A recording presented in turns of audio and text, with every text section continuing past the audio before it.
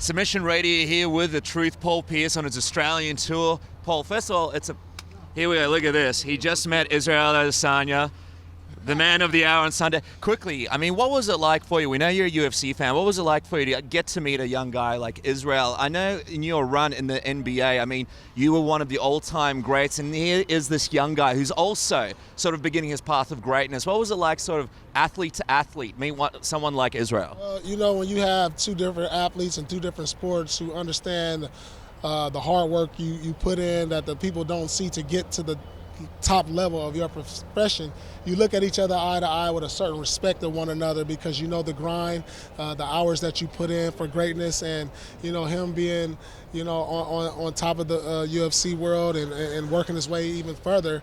I understand his grind, his mentality, and you sort of respect that. You look at each other, you get words of encouragement to each other, and it's out of respect that, like, look, I know where you're going, I know where you're headed, and I know what it's like to be on top.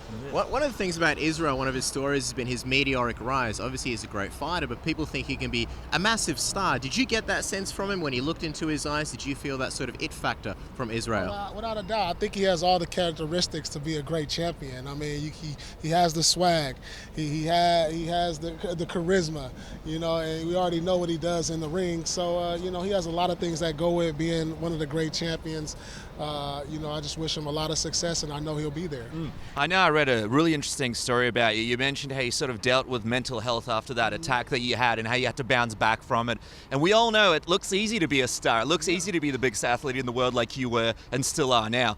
But what were a couple of struggles that you sort of dealt with that that Israel is going to have to sort of deal with as he becomes one of the biggest stars in the fight sport? There's going to be a lot of adversity on your way to greatness. Unfortunately, I had to deal with it being stabbed 11 times. That was part of the adversity I had to deal with, and being able to bounce back. Everybody doesn't go through that type of adversity, but that's just the adversity that I had to deal with. You're going to deal with backlashes from media, from family, from friends, from coaches. And it's how you approach it mentally to say, look, I can see through all of that. I have a goal that I have to reach. I'm not going to let that sway me any other way. I have a certain path that I have to get through, and this is part of it. It's no easy road to success. I know you were there at UFC 229 for this crazy Conor McGregor-Khabib thing, and he's a guy who's obviously risen to the top like you were in your career, and it doesn't look like he sort of handled it. He's had some stumbles, basically, through his career. What are your thoughts on Conor McGregor and some of the issues, I suppose, that he's having now that he's sort of reached the top? Well, the thing about being on top that you got so many people pulling on you. You got so many eyes watching you. And so, the person that you were years before you became the megastar, you have to kind of adapt to being a superstar and understand that people are going to try to pull you down. So you have to be smart. You have to be smart in what you do, what you say, how you act in the public eye, because now you're looked upon as a champion, as a person who's rise to the top, who other people are trying to pull you down. So you have to change your ways in so many ways if you want to stay on top.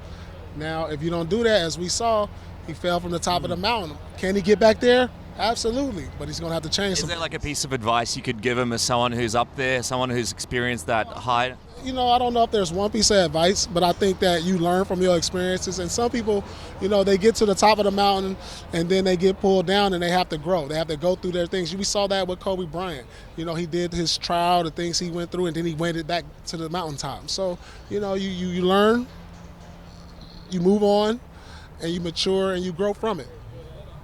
Two predictions from you before we let you go because you're a very busy man. First of all, 2019 NBA season. Who's Paul Pierce's pick? It's still early. You got the Clippers, you got the Lakers, obviously. Detroit's even looking great. Who's the team that sort of stands out to you as an early prediction as the champ? I'm going to go with the Milwaukee Bucks.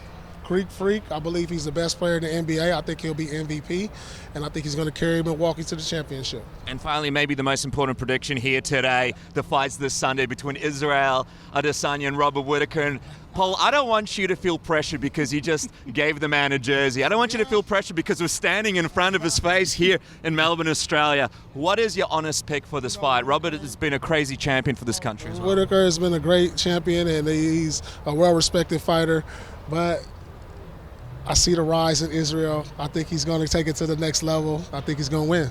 Wow, there you go. One of the greatest NBA players of all time, the truth, Paul Pierce. Thank you so much for your time. Enjoy your time in Australia. The Legends Tour all across Australia.